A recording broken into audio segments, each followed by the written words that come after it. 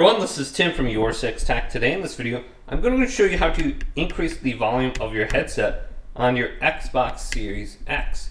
So if you're using this when it's connected to the controller, or maybe it's just a headset like this, well, at any point in time, you can press the Xbox button and open up the side menu, and then scroll on down to the bottom, and then go to the right, and go to the little voice icon right here. Then you can adjust the audio and music.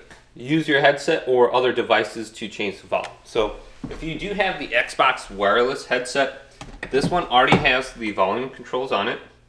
So you can just rotate it and you'll see the dial on the screen will change as well. So you can rotate it there. Otherwise you have the volume on the other side here. But if you have it connected to the controller, all you have to do is go over the top part right here and you can adjust the slider right there. Then you can do the chat mixer too. If you want to hear the game sound a little bit more, go left. If you want to hear the party sound a little bit more, go to the right.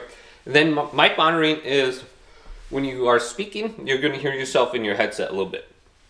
And this kind of helps you with some communication when you're talking to someone around you. You can kind of hear their voice a little bit better instead of having everything just muffled.